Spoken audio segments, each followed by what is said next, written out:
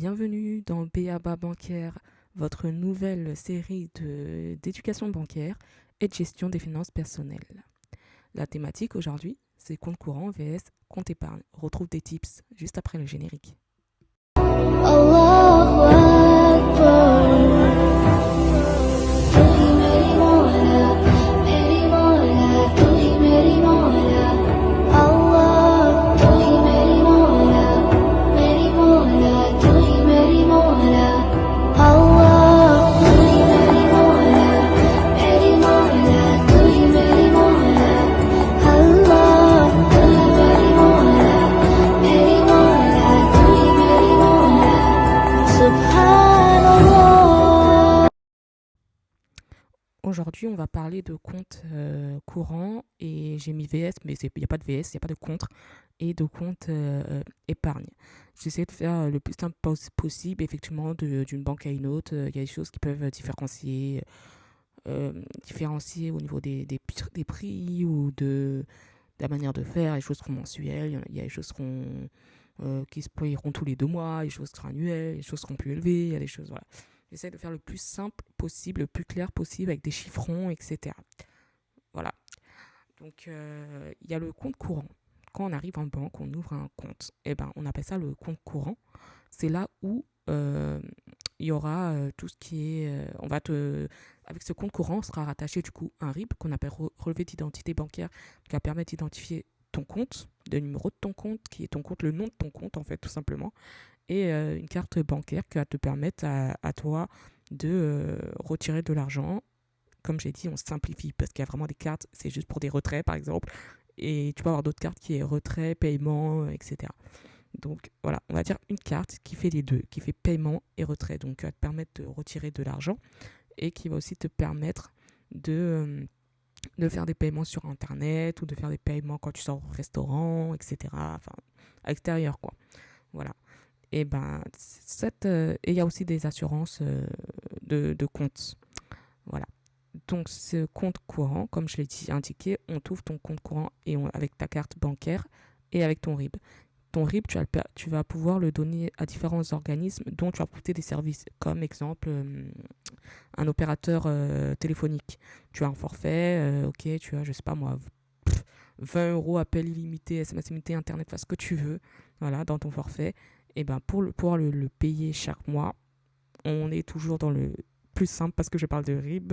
Voilà, j'allais dire, il y a aussi des paiements que tu peux faire par carte bancaire, mais on parle du RIB. Donc, par exemple, tu mets en place le paiement par virement bancaire, et ben tu vas donner ce RIB à ton opérateur téléphonique qui, lui, maintenant, va enregistrer ça dans ses données, dans ton dossier, etc., qui va lui permettre, lui, à la fin de chaque mois, de récupérer ses sous parce que tu as profité de leur service. Et ça, c'est pareil pour tout le monde.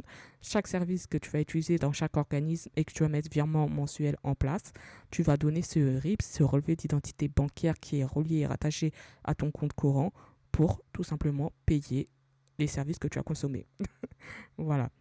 Et il y a la carte de paiement, comme je t'ai dit, qui est mise également en place, qui est rattachée à ce compte courant, qui va te permettre de retirer de l'argent, qui va te permettre de payer également dans la société et de faire des dépôts. Bien évidemment, cette carte est personnelle, les données sont personnelles, à ne pas partager à qui que ce soit, même à un proche. Hein, quand même, on ne sait jamais, voilà, faire attention. À tout moment, une petite photo est prise, clic, clac, boum, tu vois flou. Donc faire très très attention, c'est très très confidentiel. Et cette carte, tout ça, c'est des services mis en place par la banque, hein, bien évidemment, pour te faciliter la vie de paiement, etc. Donc, ça va aussi engendrer, la carte est payante mensuellement. La gestion de frais de compte est payante également. Il y a aussi des assurances. Enfin, il y a beaucoup de petites choses qui sont payantes. Voilà. Par exemple, je sais pas moi, la carte, elle peut être à 5 euros mensuels. Et je sais pas moi, la gestion des frais à 10 euros. Ce qui te fait un total dans tout ça de 15 euros. Et il faut l'avoir en tête. Parce que si tu ouvres un compte et qu'on te dit, et pour ouvrir chaque compte, il faut un peu importer épargne, courant, etc. On te demande un minima de fonds. Donc des fois, ça peut être 10 euros, 20 euros, 15 euros. Déjà, ça dépend le compte que tu ouvres. Ça dépend dans quelle banque tu ouvres. Donc voilà. Donc il y a un montant minimal, sauf quand on va pas aller trop loin, on va faire step by step, j'allais dire, sauf entre compte d'État et compte bancaire de la banque, c'est-à-dire un compte de la banque. Les chiffres varient, sauf que je crois que compte de l'État, peu importe la banque, c'est comme ça vient de l'État, c'est le même chiffre pour tout le monde. D'ouverture, de fonds minimum. Ça, c'est autre chose. Ça sera dans d'autres séries. On revient sur compte courant et compte épargne. Donc, compte courant, il te faut un minimum de fonds. Par exemple, si toi, tu décides de mettre 50 euros, et comme je t'ai dit que ta carte bancaire a des frais mensuels à 5 euros, donc en fait, tu payes la carte tous les mois le même prix. Peu importe la transaction, généralement, voilà. Parce que le compte en ligne, je crois, c'est autre chose. Mais peu importe la transaction que tu as faite, je parle bien des banques physiques et classiques, hein. Peu importe les paiements que tu as faits, peu importe les transactions que tu as faites, voilà. 5 euros la carte, les frais mensuels, 5 euros la carte et les gestions des comptes, donc tout ce qui va être transactions, gérer ton argent, sécuriser ton argent, mettre les virements en place, valider, etc. Ça engendre des frais, mais c'est pareil, c'est mensuel chaque mois, c'est la même chose.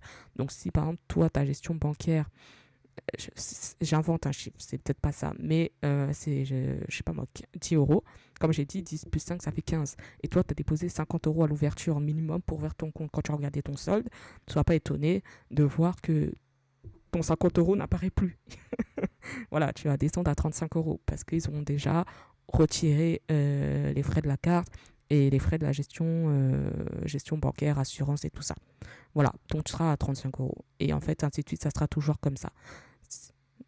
Je veux m'éloigner pour me dire, c'est pour ça qu'il faut faire un budget, savoir combien tu auras réellement, combien va sortir, combien va rentrer pour t'y retrouver, parce que tu as beau mettre 50 euros, tu ne peux plus compter comme si tu avais 50 euros, parce qu'il y a d'autres frais à prendre en compte. Voilà, mais on fera tout ça tranquillement dans d'autres séries. Donc, compte courant, on te donne un RIB, une carte bancaire, ça engendre des frais, il faut le retenir. Il faut déposer un montant minimum. Bien évidemment, les frais de la carte bancaire et la gestion du compte, des assurances, tout ça sera déduit du montant déposé. Donc, mensuellement, il y aura des frais à payer toujours pareil. Et ce compte courant, on dit ne fait pas travailler ton argent, c'est-à-dire ne fait pas d'intérêt. Ne donne pas d'intérêt. C'est pas parce que tu as déposé de l'argent. Ça aussi, on en parlera dans d'autres séries. C'est pas parce que tu as déposé de l'argent que tu auras des intérêts par rapport à ce compte. Généralement, c'est intérêt ou je sais pas comment on dit, taux zéro, quoi, droit zéro. Le montant que tu déposes, c'est ça, point. Parce qu'il y a d'autres comptes comme en épargne qui, eux, font des intérêts. Et donc, du coup, par exemple, voilà, par exemple, tu déposes 10 euros, tu peux récupérer à la fin de l'année, c'est une image, parce que c'est pas comme ça, c'est un peu plus quand même. Tu déposes 10 euros, à la fin de l'année, tu vas récupérer 12 euros. Sauf que toi, tu as toujours mis 10 euros et tu n'as plus jamais touché.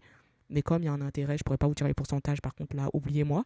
Mais le prochain, pas moi, je comprends pas. Je ne vais même pas m'afficher parce que je ne connais pas, mais le taux, il y a un taux qui fait que pour te remercier surtout, c'est ton dû aussi parce que en fait, je vais loin et je ne veux pas aller trop loin, je ne veux pas me perdre, mais en gros, toi, tu as déposé 10 euros, tu ne touches plus jusqu'à la fin de l'année, ça monte à 12. Voilà. Je donnerai plus de détails quand je traiterai cette thématique. Voilà, ça c'est à propos des comptes courants et les comptes épargne. Et les comptes épargne, c'est un compte que tu as supplémentaire, on va dire, que tu peux ouvrir également, c'est pas obligatoire, mais que tu peux ouvrir pour, je sais pas moi, si tu as des projets, tu peux mettre de l'argent de côté pour ton épargne. Simplement avoir une épargne, tu peux mettre de l'argent de côté. Si tu as des imprévus, compte des sécurités, voilà, mettre de l'argent de côté et pas laisser traîner ça dans le compte courant. Moi, je trouve que c'est même plus sécurisé, parce que les comptes courants, généralement, vu qu'il y a l'identité bancaire et que tu fais plein de paiements avec, désolé, mais les piratages, ils sont vite venus. Hein. Voilà.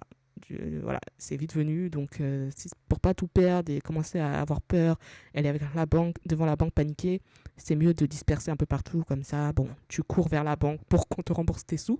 Mais au moins, ça va. T'es tranquille parce qu'il y en a un peu à gauche et à droite, quoi.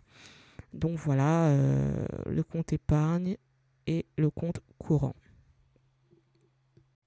Et pour les comptes épargne, des cartes bancaires, on peut les demander. Ça dépend les comptes, mais on peut les demander. Il y en a des fois, ils ont des cartes, il y en a, ils n'en ont pas.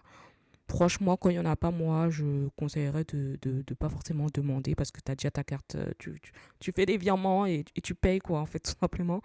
parce que, comme j'ai dit, les cartes, ça engendre des frais. Donc, après, tu peux avoir ta carte et la demander si tu veux vraiment avoir la carte pour tel compte et avoir je ne sais combien de cartes sur toi. Bon, c'est chacun son choix, chacun gère son truc, mais ça engendre des frais. Donc, ça t'aurait permis de faire des économies. Et donc, voilà. Moi, j'ai pas vu de RIB sur les comptes épargne, mais il y a l'identification quand tu signes ton contrat, etc., de compte, hein, pour bien faire la différence, ou même quand tu te fais un virement, que tu mets au bon endroit, dans le bon compte. Donc, voilà. Tous les comptes ont un numéro pour l'identifier et le retrouver. Mais ce qui est d'une carte et d'un RIB obligatoire, limite, j'ai envie de dire, je pense que c'est obligatoire, hein, c'est sur le compte courant. Sur le compte épargne, c'est un peu, j'ai envie de dire, toi et toi, quoi. Tu as l'identification du compte au moins. Comme ça, toi, tu te trompes pas quand tu mets de l'argent ou tu retires de l'argent. Et quand tu es en banque, pour si tu expliques un problème ou tu veux déposer de l'argent sur ton compte épargne, enfin voilà. On retrouve le compte, on sait de quoi il s'agit, de quoi tu parles. Mais c'est le RIB et la carte, je dirais, pour la carte, c'est sûr que tu peux la demander, mais le RIB, je crois pas que ça existe, hein, sur les comptes épargne. Mais il y a l'identification quand même du compte. Voilà. Si tu as d'autres infos ou tu sais un peu plus de choses, en fait, tout simplement, tu peux le mettre en commentaire pour aider les autres personnes à avoir un tips, pardon, beaucoup plus complémentaire. Voilà, je pense que j'ai fait le tour et donc on se retrouve au prochain tips.